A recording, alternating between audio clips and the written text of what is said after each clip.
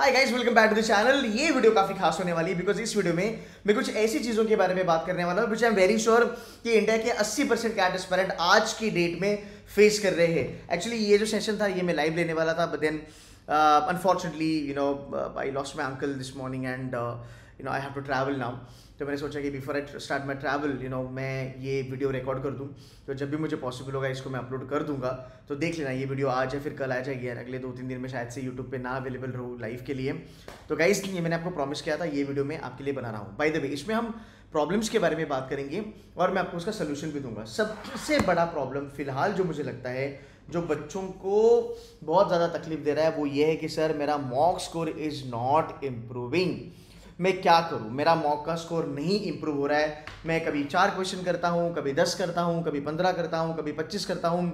कुछ बच्चे कहते हैं एक ही मॉक में मेरा 99 आता है, फिर दूसरे में मेरा 50 आता है। बहुत ज़्यादा फ्लक्चुएशन है। मैं आपको ना इसकी कुछ रूट कॉज बताता हूँ। सबसे पहली चीज़ आप ये समझ लो कि आप लोग, बहुत सारे बच्चे, जब मैं बात करता हूँ मैं ये देखता हूँ कि एक तो आप बहुत ज़्यादा डिफिकल्ट मॉक्स लगा रहे हो या फिर आप बहुत ज़्यादा इजी मॉक्स लगा रहे हो। I spoke to some of the students and उन्होंने कहा कि लास्ट ईयर के टॉपर से भी बात हुआ है, इस बार भी बच्चों से बात हुआ है। तो कहते हैं कि सर जब फ्री की मॉक्स आती है ना, मार्केट में बहुत सारे लोग फ्री की मॉक्स निकालते हैं, तो मोस्टली वो मॉक्स बहुत ज़्यादा ईजी लेवल पे कर देते हैं। बिकॉज अगर आप कोई भी बच्चा देखो, अगर वो मॉक देता है उसका 50-60 का स्कोर आराम से आ जाता है। बिकॉज पुराने कैट के पेपर को ही वो लोग राम का शाम बना के ना वो क्वेश्चंस डाल देते हैं और बहुत सिंपल लेवल पे वो मॉक्स होती है, जिसकी वजह से बच्चे का स्कोर बढ़ता है, बच्चा मोटिवेट होता है और फिर बच्चा उनकी मार्केटिंग स्ट्रैटेजीज के लिए मार्केटिंग स्ट्रैटेजी में फंस जाता है। And then this try to sell them the program, ये वर्कशॉप ले लो, ये मॉक ले लो, वगैरह वगैरह वगैरह। सो अगर आप इतनी ईजी मॉक्स दे रहे हो तो आप जेन्युइनली ये इवैल्यूएट नहीं कर पा रहे हो कि आपने कितना अच्छा पढ़ा है। बिकॉज जब आप एक इजी मॉक लगाते हो और उसके बाद जब डिफिकल्ट मॉक पे जाते हो, आपका स्कोर बहुत ज्यादा फ्लक्चुएट करता है। आप मे बी 99 से सीधा 50 पे आके बैठ जाओगे। This is number 1। नंबर 2, बहुत सारे बच्चे मैं देखता हूं कि बहुत ज्यादा डिफिकल्ट मॉक्स लगा रहे हो या मतलब मैं हर साल देखता हूं सितंबर, अक्टूबर, नवंबर बच्चे कंप्लेंट्स करते हैं कि यार ये कितनी ज्यादा डिफिकल्ट मॉक है। अब उन कोचिंग का मैं नाम नहीं लेने वाला हूं। पिछले 10 साल से मैं देख रहा हूं उन कोचिंग वालों को, 5 साल से देख रहा हूं भाई बिना जरूरत के मॉक्स डिफिकल्ट बनाई जाती है। अब मैं यहाँ पे रियलिटी आपको बताने वाला हूँ, कुछ ट्रूथ बॉम्ब में यहाँ पे फेंकने वाला हूँ। इसे कहा जाता है धंधा बनाना। सो कुछ कोचिंग वाले होते हैं जिनको लगता है कि हम सिर्फ डिफिकल्ट मॉक्स बनाएंगे और हम IITians और NITians को कैटर करेंगे, because they are targeting top 2%, 3% cream जनता ऑफ द कंट्री। बिकॉज जब IIT NIT के बारे में बात होती है, इनका कैलिबर बहुत ज्यादा होता है। They are very strong academically, emotionally, etcetera etcetera. तो ये लोग एप्टीट्यूड में दिग्गज होते हैं, तो ये डिफिकल्ट क्वेश्चन करना पसंद करते हैं। तो फिर क्या होता है कि IIT NIT वालों ने ये डिफिकल्ट मॉक लगाई, फिर उनकी वाहवाह हो गई, लोगों ने कहा कि यार बढ़िया मॉक्स थी, वगैरह वगैरह वगैरह। तो उसको फॉलो करते हैं बाकी के एवरेज जनता। अब बहुत सारे बच्चे मैं देख रहा हूं ऐसी कोचिंग की मॉक्स लेके बैठे हैं जहां पे उनके 2 या 3 क्वेश्चंस भी नहीं हो रहे। और भाई अगर आप जेन्युइनली कैट पेपर उठा के देखोगे ना, आपका कैट पेपर यहाँ पे है और उनकी मॉक की डिफिकल्टी लेवल इस लेवल पे है, इतना बड़ा फासला है। तो भाई मेरे IITs और NITians को वो पेपर देने दो। आप अगर वो लेवल पे नहीं हो जहाँ पे आपका एप्टीट्यूड बहुत ज़्यादा स्ट्रांग है, आप अपनी लेवल पे मॉक्स लगाओ या फिर आप PYQs लगाओ। ये सब ना बिजनेस स्ट्रैटेजीज होती है। इसमें और एक रियलिटी चेक मैं आपको बताता हूँ। बच्चे ये ज्ञान देते हैं कि सर मैं इस क्लास की मॉक देना चाहता हूँ बिकॉज इस क्लास की मॉक 20,000 बच्चे देते हैं, 25,000 बच्चे देते हैं, तो मैं समझ सकता हूं कि मैं कहां पे स्टैंड करता हूं कंपटीशन में। मेरी जान, कोई जरूरत नहीं है तुझे कंपटीशन में स्टैंड करने की, रादर तुझे किसी की और के साथ कंपैरिजन करने की। समझ ले इसका गणित क्या है। आज अगर तुम, हाँ अगर IIT NIT थोड़ा एक्सेप्शन है, आज अगर तुम 20-25 हज़ार बच्चों में अगर ये मॉक्स लगाते हो तो यार एक सिंपल सी बात है, वो इंडिया की सबसे ज़्यादा रियलिटी में अगर बात करें तो वो बहुत ज़्यादा सीरियस जनता है। अब 25,000 बच्चों के साथ तुम मॉक लगाओ और कैट का पेपर एक्चुअल में तुम 2,90,000 बच्चों के साथ दोगे। आप देख रहे हो कंपटीशन कितना हो रहा है, वो 10x जा रहा है, 10x 12x जा रहा है। और वो 2,90,000 की भीड़ में कितने सारे बच्चे होंगे जो अपना कैट का पेपर खराब करने वाले हैं, क्योंकि उसमें बहुत सारे मोटिवेशन कंज्यूम करके बच्चे आते हैं, फर्स्ट टाइमर आते हैं, मिसगाइडेड बच्चे आते हैं। तो यार उनके कंपैरिजन में अगर तुमने डिसेंट काम भी कर लिया तो भी तुम्हारा परसेंटाइल बहुत ज़्यादा शूट होगा। जैसे मैं कहता हूं, एक क्वेश्चन अगर तुम सही करते लास्ट ईयर क्वांट्स में तो तुम्हारा स्ट्रेट फॉरवर्ड परसेंटाइल बनता 45 परसेंटाइल। ये मैंने प्रूफ करा है। अब ऐसी मॉक में जहां पे तुम एक क्वेश्चन लगा के आओ भाई तुम्हारा 20 परसेंटाइल भी नहीं बन रहा। सो बच्चे क्या कहते हैं, और ये जो परसेप्शन है ना कि मैं देखना चाहता हूं कि मैं कहां स्टैंड करता हूं, 25,000 बच्चों में, 20,000 बच्चों में मेरी रैंक कहां पे आती है, this is all system to make money. ये धंधा बनाने की स्ट्रैटेजीज है। ऐसी परसेप्शन, ऐसी चीजें बच्चों के दिमाग में डाली जाती है और चीजें बेची जाती है। Honestly there is no guarantee कि आज अगर तुझे 99 परसेंटाइल मॉक में आता है तो तू एक्चुअल कैट में जाके भी 99 लेके आएगा। एक तो ऊपर जाएगा या फिर नीचे आएगा। You get it, but the fluctuations होते हैं। So we really can not say that कि यही मॉक का परफॉर्मेंस मुझे कैट में भी दिखेगा। You get it point. हाँ, इक्का दुक्का बच्चों का वो स्टैग्नेंट होता है, but they are exceptionally talented. उनके बारे में हम बात नहीं कर रहे हैं। हम बात कर रहे हैं एक average, below average and little bit above average लोगों के बारे में। सो ये एक चीज है। अब इसका एक तरीका मैं आपको बताता हूं। ऑलवेज रिमेंबर, अगर आपको मॉक्स लगानी है, आप उसको बेंचमार्क करना चालू करो। ये बहुत ही जबरदस्त स्ट्रैटेजी है। बेंचमार्क एक तो आप मॉक करोगे। मॉक्स का मतलब क्या, चल मान ले तूने ऐसी कोचिंग की मॉक अभी बाय कर ली, तुमने तो पैसा फूक दिया अभी, है ना। तो अभी क्या करे, अभी केतन सर नहीं कहेंगे कि भाई सिद्धू की मॉक बाय कर लो, मैं वो तो नहीं कहूंगा, वो आपके ऊपर है। बट अगर आपके पास मॉक्स हैं, 20, 25, 30 मॉक्स हैं, आप मॉक्स लगाओ। मॉक लगाने के बाद आप बस खुद को इतना पूछो, is this mock at par with CAT का paper? That's the only question you need to ask yourself. अगर वो एट पार कैट का पेपर है तो ही आप उस मॉक के लिए सीरियस होगे, अदरवाइज आप सीरियस नहीं होंगे। बिकॉज आपको कैट की डिफिकल्टी लेवल ध्यान में रख के ही मॉक्स लगानी है।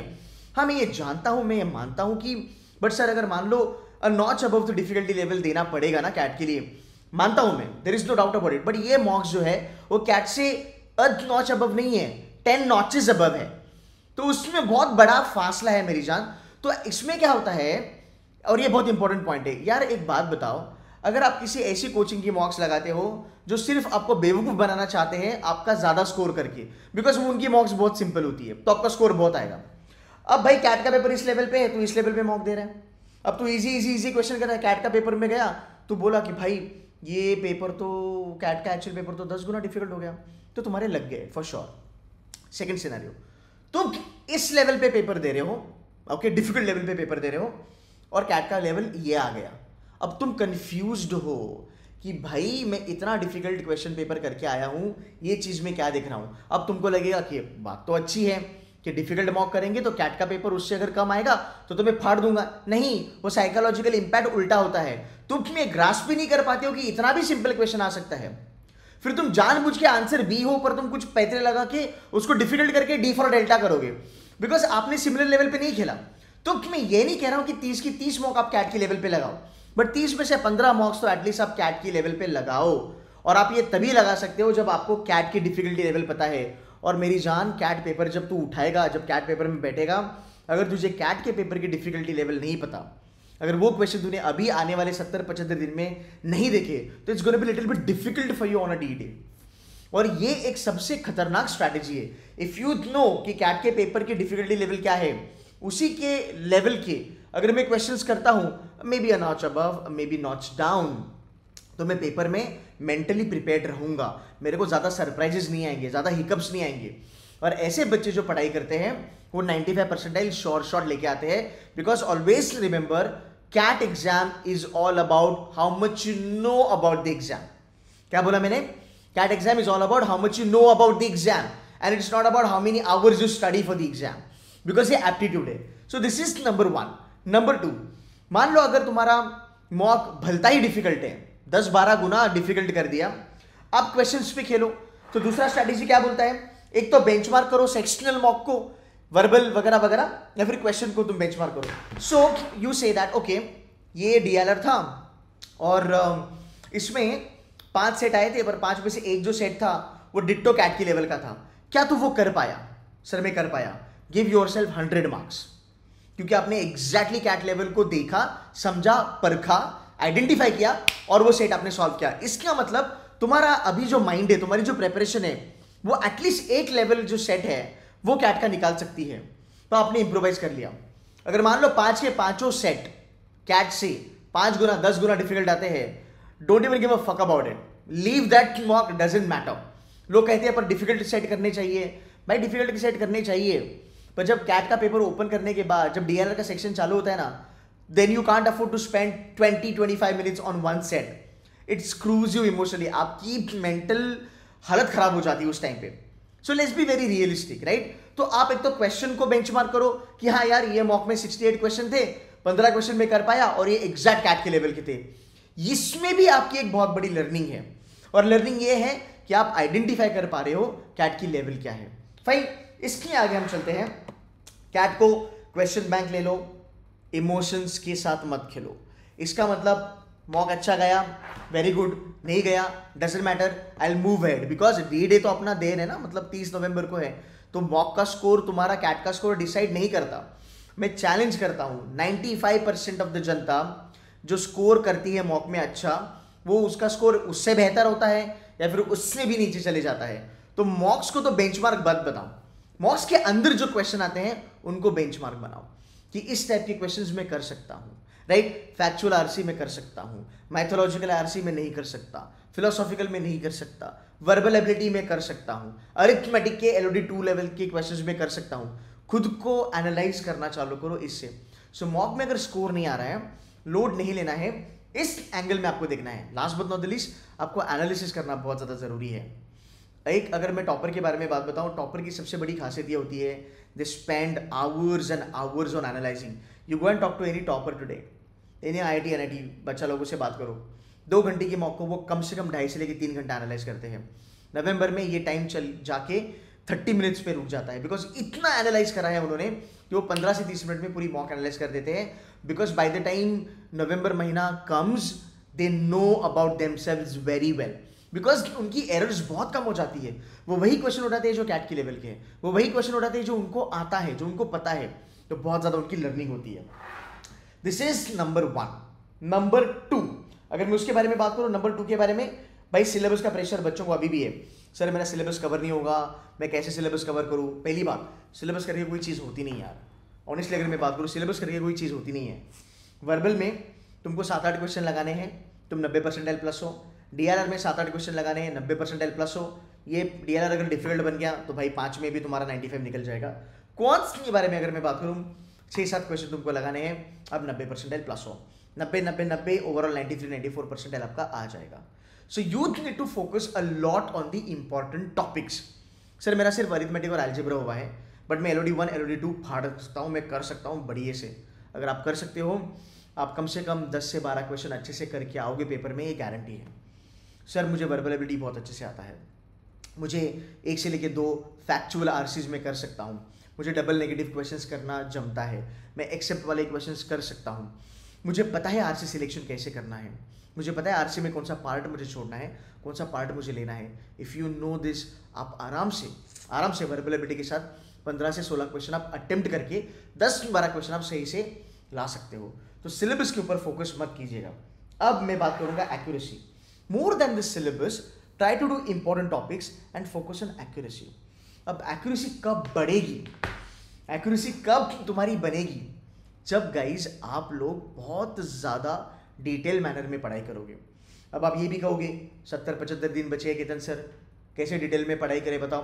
अरे कुछ नहीं यार, तेरे पास क्वांट्स के 15 टॉपिक है ना? तू अगर एक टॉपिक को 5 दिन भी लगाता है तो भी 75 डेज में तू आराम से 15 टॉपिक कर लेगा। मैं 15 टॉपिक की बात कर रहा हूँ, तो अगर अरिथमेटिक के 7 टॉपिक कर ले, अलजेब्रा के 3 टॉपिक कर ले इंपॉर्टेंट वंस, तो भी तेरा काम बन जाएगा। तो आपके पास समय आज भी बहुत है। पॉइंट ये है कि क्या आप डिटेल में करोगे। आप देखो, आप बाकी यूट्यूबर्स को फॉलो करा होगा आपने, जनवरी, फरवरी, मार्च, अप्रैल, मई, जून, जुलाई, ये लोगों ने आपको, इन लोगों ने क्या चूरन दिया आपको? रोज 2 क्वेश्चन करो, रोज 2 आरसी करो, रोज 2 DLR करो, उससे घंटा फर्क नहीं हुआ। तुमको लगा कि तुम डेली बेसिस पे पढ़ाई करते हो, पर आज अगर तुम देखोगे तुमको ये पता चलेगा कि भाई एक भी सेट नहीं हो रहा, एक भी क्वेश्चन नहीं हो रहा। तो जो गलत स्ट्रैटेजीज अभी आपने जो फॉलो करी थी ना पास्ट में, वो अभी जाके आपको जवाब देने वाली है।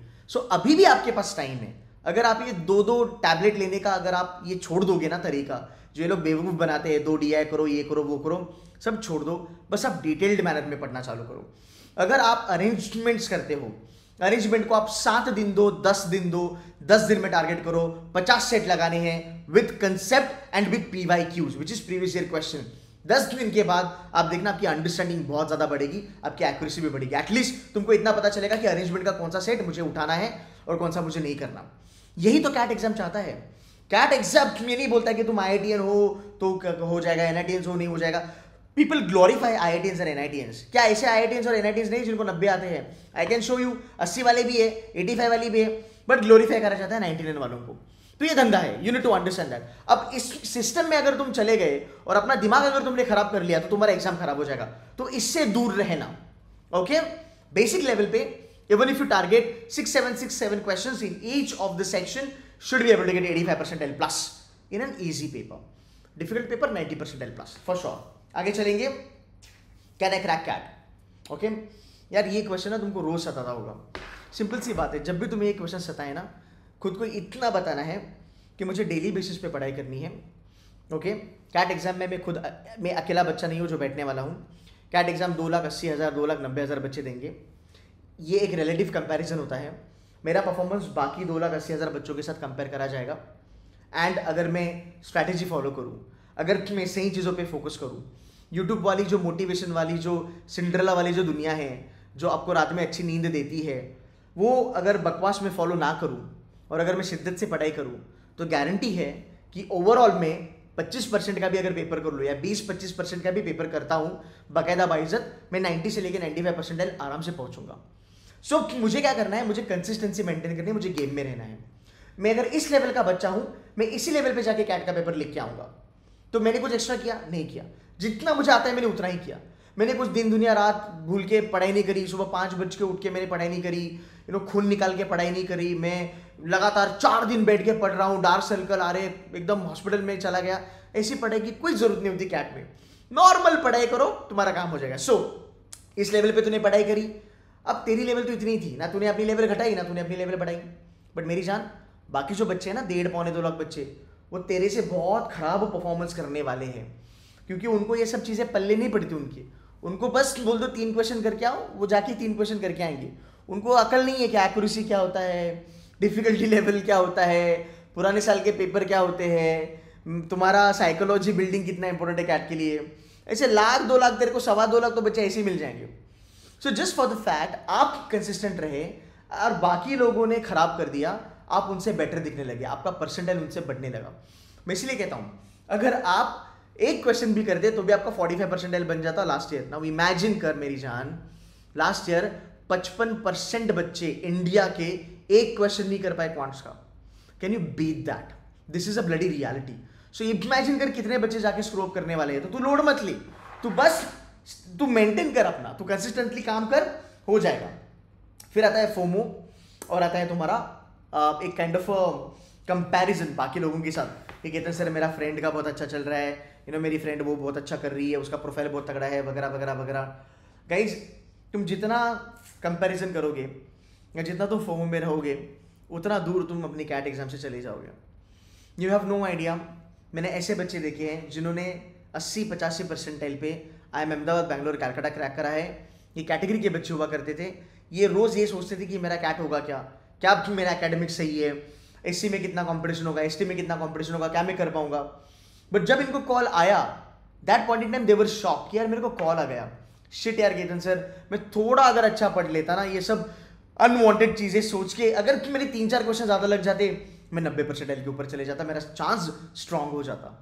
एंड मैंने ऐसे भी बच्चे देखे हैं कि even after scoring 99.70 and 80, they could not crack that particular B school because even after getting 99.80, they were comparing themselves with different people. कि यार 99.80 तो आ गया, बट सर मेरा रेज्यूमे वीक है, सर मेरी कम्युनिकेशन खराब है, सर मेरा जीके खराब है। और उसका ही फ्रेंड जाके 99.67 general engineering male, same profile IIM Ahmedabad फोड़ के आया, क्योंकि उसने ओवर थिंकिंग नहीं किया, उसने बस अपना बेस्ट दिया, बाकी जितना भी नॉइस था उसने सब अवॉइड मार दिया।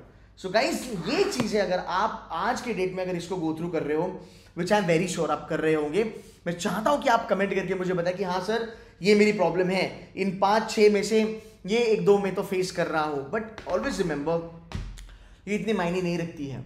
देखो अभी हम बैठे हैं राउंड अबाउट, जो भी सितंबर मिड अभी आ चुका है, हमारे पास बचे 70-75 दिन। आपको क्या लगता है 70-75 दिन में आप अगर रियलिटी नहीं जानोगे तो क्या सर्वाइव कर पाएंगे कैट की पेपर में? नहीं कर पाएंगे। मेरा काम है आपको रियलिटी चेक देना। मैं आपका दुश्मन नहीं हूँ, मैं आपका मेंटर हूँ, मैं रियल मेंटर हूँ, क्योंकि मैं सही समय पे आके आपको वार्न करूँगा कि भाई देख, अभी तू संभल जा। अभी से आगे अगर आपने मेहनत करी, अगर आपने टारगेट अपना सही रखा, 90-95% का टारगेट रखा, और अपनी कैटेगरी को पकड़ के चलो, कोई सीए है, कोई सीएफए है, कोई लड़का है, कोई लड़की है, कोई एससी है, कोई एसटी है, कोई पीडब्ल्यूडी है, राइट। बहुत सारे लोगों को तो अहमदाबाद बेंगलोर नहीं चाहिए, कोई जीआईएम से खुश है, कोई आईएमआई से खुश है, कोई उदयपुर से खुश है, कोई संबलपुर से खुश है। बस अपना एक पाथ तुम फॉलो करो, तुमको रास्ता मिल जाएगा। बट याद रखना, कैट एग्जाम के बाद मैं ऑलवेज ये कहता हूँ कि आपको कोई रिग्रेट नहीं होना चाहिए। आप जब कैट का पेपर देके बाहर आओगे, you should be happy and you should be proud of your self. ये सोच के कि यार मैंने अपना 120% लगाया था कैट में, मेरा पेपर अच्छा हो गया। जिस दिन आप बाहर आके बोलोगे ना कि यार काश मैं थोड़ा और पढ़ लेता, बेटा तुम हार गए। मैं एक बड़े भाई के नाते कह रहा हूँ, तुम हार गए। तुम ये क्यों कहते हो खुद को कि काश में थोड़ा और पढ़ लेता? तुझे सब पता था, तुझे PYQ पता था, डिफिकल्टी लेवल पता था, रूल ऑफ फेमिलियरिटी पता था, तुझे कंपटीशन क्या है पता था, तुझे पता था कौन से यूट्यूबर, कौन से कोचिंग वाले तेरे को बेवकूफ़ बना रहे, तुझे सब पता था। फिर जब तुझे पता था तूने उसके ऊपर काम क्यों नहीं किया? Because that one day can cost you 1 year and that 1 year can actually cost you lot of things eventually in life। मैं आपको डराने की कोशिश नहीं कह रहा हूँ, मैं बस आपको ये बता रहा हूँ कि अभी भी टाइम है, संभल जाओ। 70-75 दिन में तुम फाड़ दोगे कैट पेपर को। कैट पेपर के बाद ना आपको लगेगा कि यार ये चीज़ें हो सकती थी, थोड़ा सा अगर मैं रियलिस्टिक रहता और थोड़ा मेहनती रहता। तुमको ऐसे ऐसे बच्चे दिखेंगे ना सेंटर पे भाई, मतलब लाजवाब बच्चे दिखेंगे तुमको सेंटर पे। तुम बोलोगे तुम कैट देने आए थे, तुम कैट दे रहे हो, यू सीरियस? ऐसी बहुत सारी कहानियाँ हैं, राइट, जो मैं किसी और से मैं आपके साथ शेयर करूंगा। बट मुझे लगता है कि जितनी भी ये चीज़ें, मॉक का स्कोर नहीं है, एक्यूरेसी नहीं है, फोमो वोमो जो भी है, इसके ऊपर थोड़ा सा काम करो, बहुत बेटर बनोगे। अगले 15-20 दिन इसके ऊपर काम करो, तुम यहाँ पे आके कमेंट करोगे कि केतन सर मज़ा आ गया, एकदम पर्सपेक्टिव चेंज हो गया, दिमाग खुल गया, पॉजिटिव फील कर रहा हूँ। आई होप ये वीडियो आपको अच्छी लगी होगी। आई एम नॉट श्योर ये वीडियो कब आएगी, पर ये वीडियो जब भी आएगी, if you like my efforts, if you appreciate my efforts and if you appreciate me telling you reality and helping you to get better in CAT का paper, इस वीडियो पे यार लाइक तो करना ही करना है, पर एक अच्छी सी कमेंट भी कर देना। आई थिंक इस फेज में मेरे लिए वो बहुत ज़्यादा काम करेगी। Guys that's it from my side, thank you so very much for watching this video. I will see you in next video, take care and bye bye.